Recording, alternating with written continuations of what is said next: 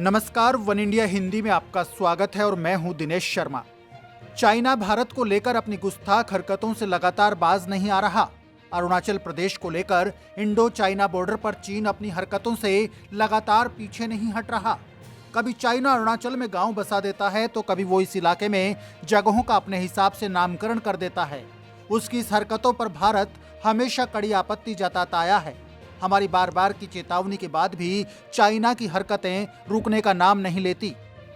भारत और चीन के बीच में करीब 3500 किलोमीटर लंबी सीमा रेखा है, जिसे मैकमोहन लाइन के नाम से भी जाना जाता है। इसी मैकमोहन लाइन को चीन बार बार मानने से इनकार करता है। चाइना इसे दक्षिणी तिब्बत बताने में लगा है। वहीं नॉर्थ ईस्ट फ्रंटियर एजेंसी की बात करें तो अंग्रेजी शासनकाल में राजनीतिक दृष्टि से यह विभाजन हुआ था, जो साल 1972 तक बरकरार रहा। उस समय इस विभाजन के हिसाब से कुछ हिस्सा अरुणाचल प्रदेश में रहा और कुछ हिस्सा असम में चला गया। विदेशी मामलों के जानकारों की माने तो चाइना की नीयत अब से नहीं बल्कि शुरुआत से ही भारत को लेकर खराब रही है। साल 1959 में तिब्बत के विद्रोह के समय से ही उसकी अरुणाचल प्रदेश वाले इलाके को हथियाने की कोशिश रही है। वहीं लद्दाख के अक्साइन चीन वाले हिस्से पर भी भारत और चाइना के बीच विवाद जारी है। 1950 के दशक में चाइना ने तिब्बत के बहाने 31,000 किलोमीटर से ज्यादा हिस्से पर अपना कब्जा कर लिया था और शिनजियांग से कनेक्ट करते हुए हाईवे भी बनाया था।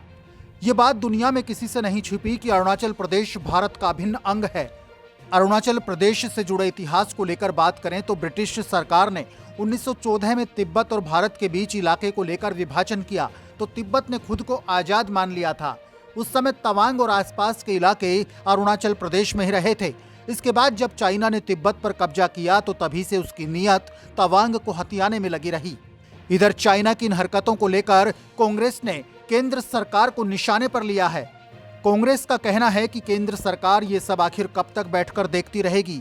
हमारे देश की सीमाओं में घुसकर गांव बसाने वालों को हम कब तक माफ करते रहेंगे? कब हमारे देश की सरकार अपना मौन व्रत तोड़ेगी? क्या हमारा रेस्पॉन्स सिर्फ कुछ चीनी ऐप को बैन करने तक ही रेस्ट्रिक्टेड रहेगा? एक तरफ तो चीन हमारी सरहदों का, हमारे राज्यों के अंदर गांव बसा रहा है, उन जगहों का नाम बदल रहा है। दूसरी तरफ 2021 में 100 अरब dollar, 100 billion dollar, it means 7.42 lakh crore का इंडिया चाइना बिजनेस ट्रेड हो रहा है।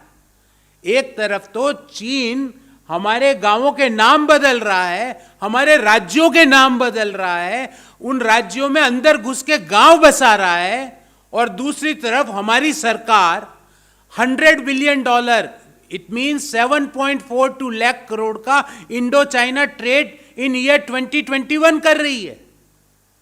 हम ये पूछना चाहते हैं, क्या यह उन लोगों के साथ, उन लोगों के प्रति आपका रिएक्शन है जिन्होंने भारत मां के लिए अपने प्राणों की आहुति दे दी थी?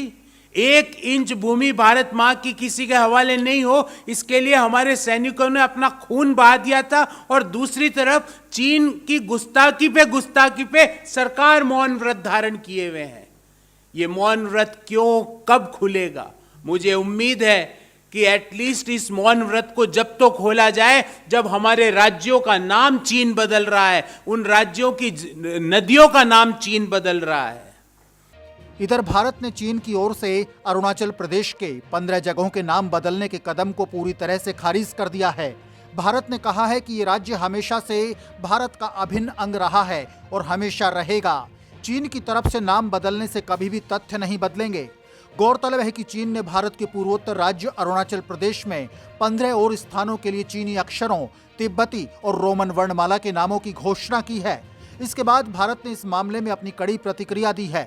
विदेश मंत्रालय के प्रवक्ता अरिंदम बागची ने अपने एक बयान में कहा है कि हमने ऐसी रिपोर्ट देखी है और यह ऐसा पहली बार नहीं हो रहा जब चाइना ने अरुणाचल प्रदेश में जगहों के नाम बदलने की कोशिश की है। साल 2017 में भी चीन की ओर से ऐसी ही एक कोशिश की गई थी।